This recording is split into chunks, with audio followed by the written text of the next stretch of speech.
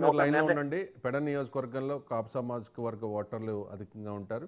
So చాలా దఫాలుగా అక్కడ గౌడ సామాజిక వర్గం వాళ్ళే ఎమ్మెల్యేలుగా అవుతున్న పరిస్థితుల్లో అక్కడ కాపుల నుంచి ఒక డిమాండ్ వినిపిస్తోంది. ఖచ్చితంగా ఆ, కాపులకి ఆ టికెట్ ఇవ్వాలి అని చెప్పేసి. కానీ వైఎస్ఆర్ కాంగ్రెస్ పార్టీ అక్కడ ఉప్పాల రాము అలియాస్ ఉప్పాల రమేష్ని బరిలోకి దించిన పరిస్థితి. సో బోరగడ్డ వేదవ్యాస అయితే క్షమించాలి, పెడన సీటు ఖచ్చితంగా ఆయన గెలుచుకుంటారు. అదే కాగిత కృష్ణప్రసాద్ అయితే అంత అవకాశం ఉండదు అని చెప్పి బోరగడ్డ వేదవ్యాస్ వర్గీయులు ఆ, అడుగుతూ ఉన్నారు. ఆ టికెట్ ఖచ్చితంగా ఆయనకే ఇవ్వాలి బోరగడ్డ వేదవ్యాస్కి అని చెప్పేసి. మరోవైపు బోరగడ్డ వేదవ్యాస్ ఒకవేళ టికెట్ రాకపోతే, ఆయనకి టికెట్ రాకపోతే స్వతంత్రంగా పోటీ చేస్తారా లేకపోతే వైఎస్ఆర్ కాంగ్రెస్ పార్టీలోకి వెళతారా అనేది కూడా పెద్ద చర్చ నడుస్తోంది. ఎందుకంటే టికెట్ రాని చాలామంది ఇప్పటికే వైఎస్ఆర్ కాంగ్రెస్ పార్టీలోకి వెళ్ళిపోతూ ఉన్నారు కాబట్టి. దాంతోపాటుగా ఒకవేళ వైఎస్ఆర్ కాంగ్రెస్ పార్టీలోకి ఆయన వెళితే పరిణామాలు ఏ రకంగా ఉండబోతూ ఉన్నాయి. అండ్ దాంతోపాటుగా ఏదైనా చర్చలు జరిగాయా? ఎందుకంటే వైఎస్ఆర్ కాంగ్రెస్ పార్టీ నాయకులు ఎవరు అసంతృప్తిగా ఉన్నారు కూటమిలో అనే దాని మీద నిశ్చితంగా వాళ్ళు అబ్జర్వ్ చేస్తూ ఉన్నారు, వాళ్ళతో మాట్లాడుతూ ఉన్నారు. మనకున్న సమాచారం మేరకు వైఎస్ఆర్ కాంగ్రెస్ పార్టీ అగ్రనేతలు కూడా వేదవ్యాస్తో టచ్లో ఉన్నట్టు మనకున్న సమాచారం. సో వైఎస్ఆర్ కాంగ్రెస్ పార్టీకి చెందిన పెడన నాయకుడు, గతంలో జనసేన పార్టీ ఇన్ఛార్జిగా ఉన్న రామ్ సుధీర్ ఫోన్ లైన్లో సిద్ధంగా ఉన్నారు. రామ్ సుధీర్ గారు నమస్కారం. నమస్కారం అండి రవిశంకర్ గారు. సో పెడన్లో యాక్చువల్లీ జనసేన నుంచి మీరు టికెట్ ఎక్స్పెక్ట్ చేశారు. సో జనసేనలో ఇదంతా జరుగుతున్న పొత్తు వ్యవహారం కావచ్చు, ఆ తర్వాత టికెట్ల పంచాయతీ కావచ్చు, ఇవన్నీ నచ్చక మీరు పార్టీని వదిలేసి వెళ్ళిపోయారు. ఇప్పుడు వైఎస్ఆర్ కాంగ్రెస్ పార్టీ నాయకుడిగా ఉన్నారు. వేదవ్యాస గారికి అన్యాయం జరిగింది అనేది కాపు సామాజిక వర్గ నాయకుల, అలాగే పర్టికులర్గా ఆయన మద్దతుదారులు చెప్తున్న మాట. సో ఆయనతో వైఎస్ఆర్ కాంగ్రెస్ పార్టీ అగ్రనాయకులు కూడా ఇప్పటికే టచ్లో ఉన్నారు. సజ్జల రామకృష్ణారెడ్డి మాట్లాడారనే ప్రచారం కూడా జరుగుతోంది. సో ఆయన మీ పార్టీలోకి తీసుకునే ప్రయత్నం ఏదైనా జరుగుతుందా? నిజంగా అటువంటి చర్చలే జరిగి ఉంటే ఏంటి, ఏ హామీలతో ఆయన మీ పార్టీలోకి రాబోతూ ఉన్నారు? ఏదైనా ఎష్యూరెన్స్ మీ పార్టీ నుంచి వచ్చిందా? అసలు ఏం జరిగింది? మీకు మంచి కీలకమైన ఇన్ఫర్మేషన్ ఉంటుంది కాబట్టి ఏంటి సుధీర్ గారు? నేను ఒక విషయం మీ అందరికి చెప్పాల్సింది ఏంటంటే అండి, చెప్పండి. ఈ రోజున కాపుల్ని టీడీపీ గాని జనసేన గాని ముసుగు రాజకీయాలతో కాపు నాయకత్వాన్ని బలహీనపరిచి, అర్థమైందండి, ఎన్నో రకాలుగా అన్ని చోట్ల కాపు నాయకులకి తీరని అన్యాయం చేశారండి. అన్యాయంతో పాటు వాళ్ళ ఆత్మాభిమానాన్ని, ఆత్మగౌరవాన్ని చంపేశారండి.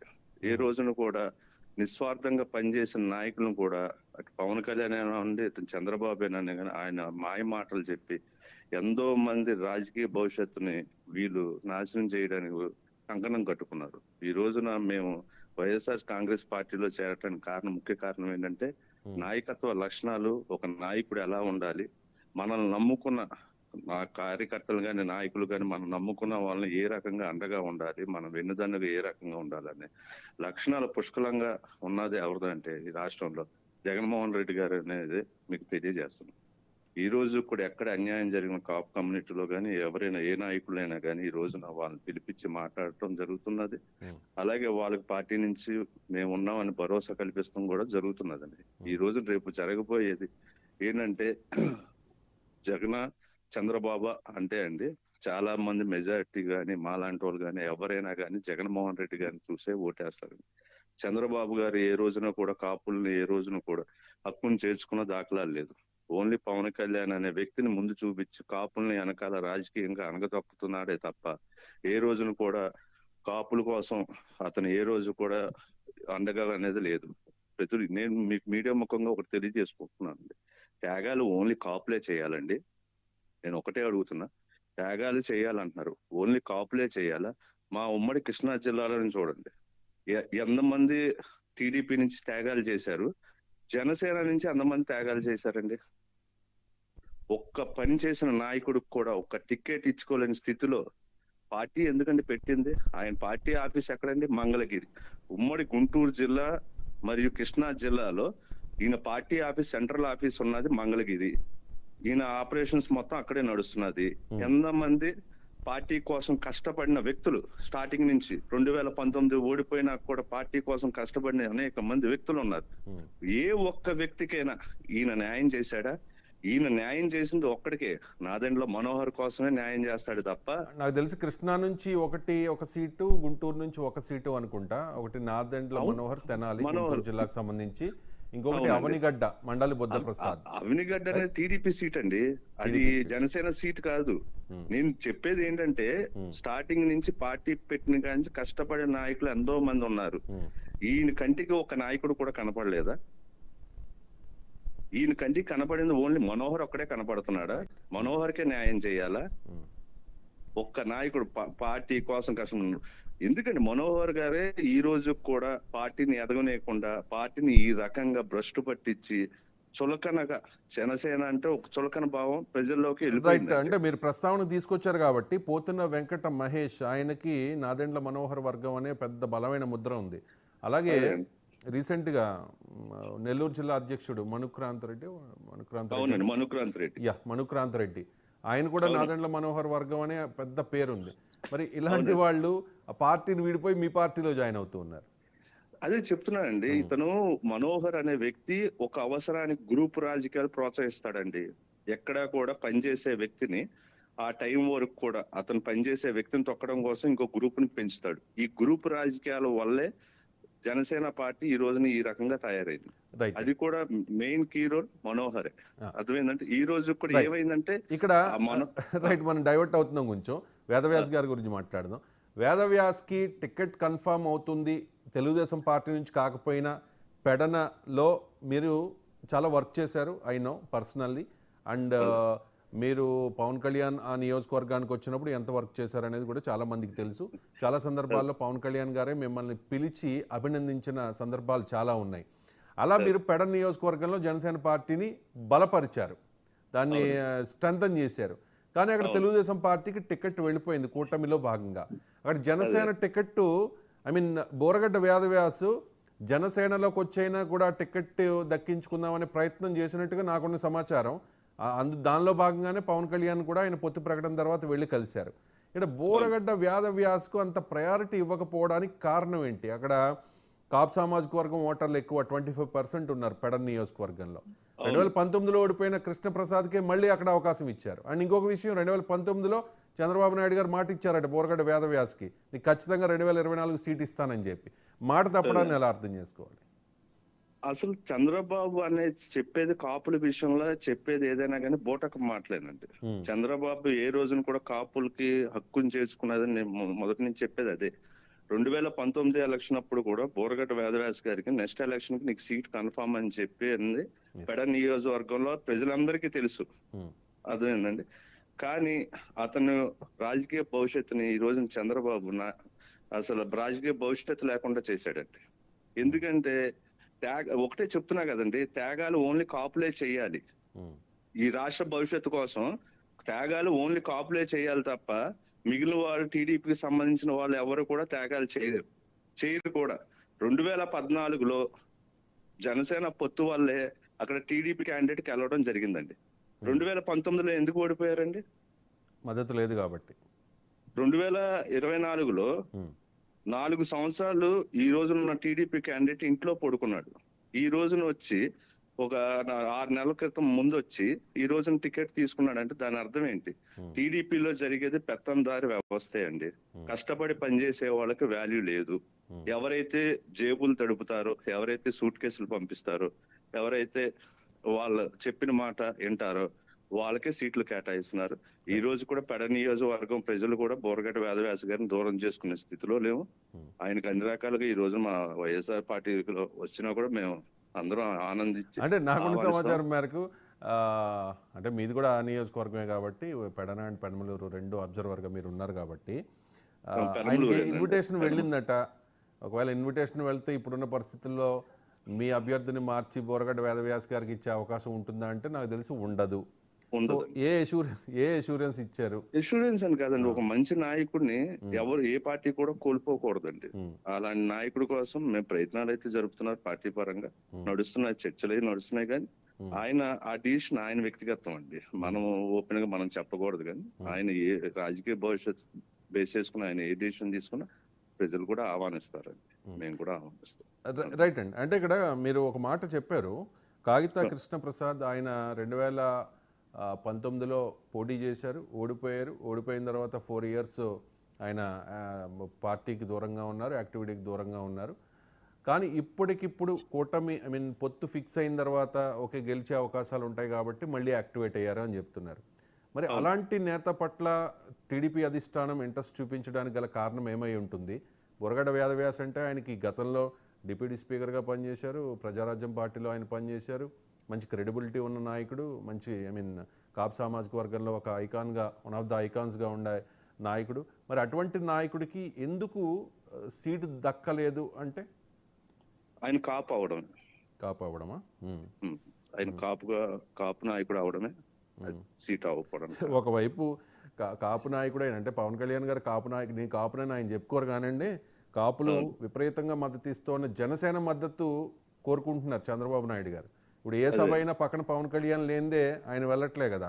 నిన్న చూశారు అమలాపురం అంబాజీపేట జన సందోహం మొత్తం. ఎందుకు వచ్చారు జనం అంటే మీకు నాకు తెలియంది కాదు, ప్రజలకు కూడా తెలియంది కాదు, because of Pavan Kalyan. So అంటే ఆయన మద్దతు తీసుకుంటున్నారు ఇక్కడ. మరి ఆయనకు మద్దతు ఇస్తోన్న సామాజిక వర్గానికి ప్రియారిటీ ఇవ్వాల్సిన బాధ్యత చంద్రబాబు నాయుడు లేదండి. చంద్రబాబు నాయుడు ఇతను ముందు పెట్టి కాపుల్లో ఉన్న నాయకుల్ని అణగదొక్కుతున్నారు.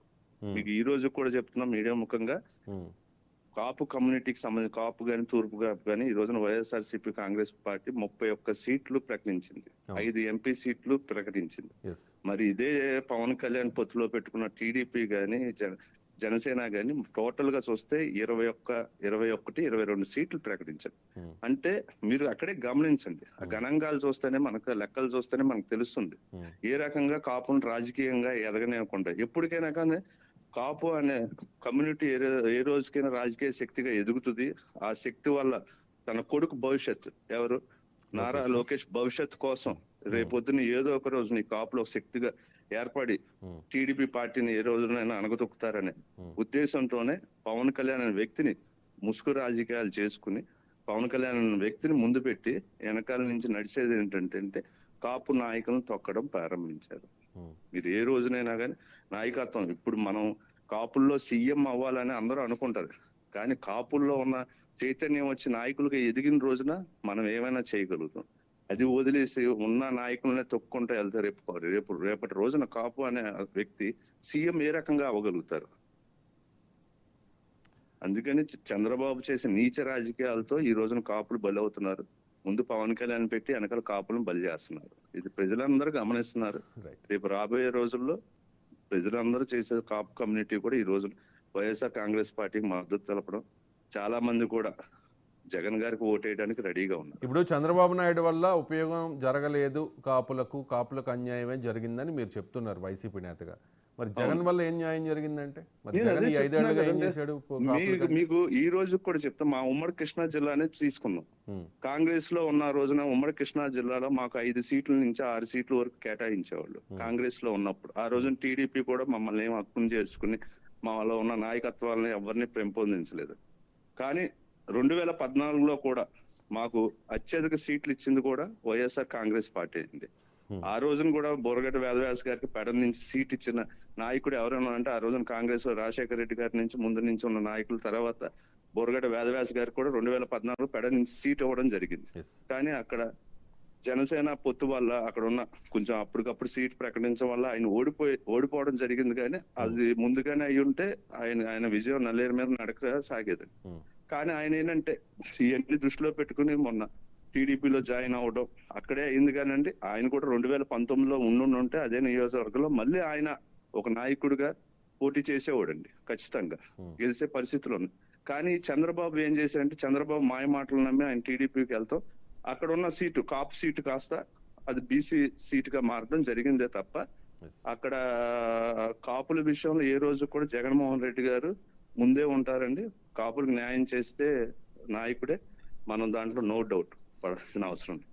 ఈ రోజు కూడా కృష్ణా జిల్లాలో కూడా మీకు చెప్తున్నాను, ఈ రోజు కూడా కృష్ణా జిల్లాలో కాపులకు అత్యధిక సీట్లు ఇచ్చిన పార్టీ కూడా వైఎస్ఆర్ కాంగ్రెస్ పార్టీ అని మనం తెలుసుకో. రైట్. బోరగడ్డ వేదవ్యాస్ ఒకవేళ వైసీపీలోకి వస్తే ఫలితం ఏ రకంగా ఉండొచ్చు పెడన్ నియోజకవర్గంలో? అంటే మిగిలిన నియోజకవర్గాల మీద కూడా ఇంపాక్ట్ ఉంటుంది అనుకోండి. కాపులకు చంద్రబాబు నాయుడు అన్యాయం చేశాడనే ఇంప్రెషన్ ఒకవేళ పెడితే ఆ ఎఫెక్ట్ కూడా ఎంతో కొంత ఉంటుంది మిగిలిన నియోజకవర్గాల్లో, పక్క నియోజకవర్గాల్లో. మనం పెడన్ గురించే మాట్లాడదాం. ఒకవేళ ఆయన కాగిత కృష్ణప్రసాద్కి మద్దతు ఇవ్వకుండా మీ వైసీపీలోకి వచ్చేస్తే అప్పుడు రాజకీయం ఏ రకంగా ఉండొచ్చు? ఖచ్చితంగా ఉప్పల్ రామ్ గెలుస్తారు అక్కడ. అది చెప్తున్నా కదండి, గెలుపు నల్లేరు మీద నడకలాగా ఉంటుందండి అప్పుడు దాంట్లో. అప్పుడు ఒకవేళ స్వతంత్ర అభ్యర్థిగా పోటీ చేస్తే నాకు తెలిసి అదైతే చేయరని అనుకుంటున్నాము. అందుకని అంటే ఒకవేళ స్వతంత్ర అభ్యర్థిగా పోటీ చేసినా అక్కడ వచ్చేది స్ప్లిట్ అయినా కూడా ఓట్ చీలినా కూడా మనకి అక్కడ గెలిచేది కూడా వైసీపీ అభ్యర్థి ఉప్పాల రాము గారే గెలుస్తారు. రైట్ అండి సుధీర్ గారు, అంటే మీకు ఆ నియోజకవర్గం గురించి బాగా అవగాహన ఉంది. దాంతోపాటు మీకు బొరగడ్డ వేదవ్యాస్ గారు కూడా మంచి పరిచయం. అండ్ దాంతోపాటు మీరు జనసేన పార్టీలో నిన్న మొన్నటి వరకు ఉండి అసంతృప్తితో వైఎస్ఆర్ కాంగ్రెస్ పార్టీలో. అసంతృప్తి కాదండి, నేను ఒకటి మాట చెప్తాను, నేను అసంతృప్తితో బయటికి రాలేదండి. నాదెండ్ల మనోహర్ అనే వ్యక్తి నా ఆత్మాభిమానాన్ని, ఆత్మగౌరవాన్ని దెబ్బతీయడం వల్ల నేను బయటికి రావడం జరిగింది తప్ప అసంతృప్తితో అనేది కాదండి. ఈ రకంగా నన్ను అనేక బాధలకు గురి చేశారు కాబట్టి నా ఆత్మాభిమాన, ఆత్మగౌరవాన్ని చంపుకోలేక నేను బయటికి రావడం వచ్చిందండి. రైట్ అండి, రైట్ అండి. థ్యాంక్ యూ సో మచ్ అండి రామ్ సుధీర్ గారు. Thank you so much. Right Anil, అది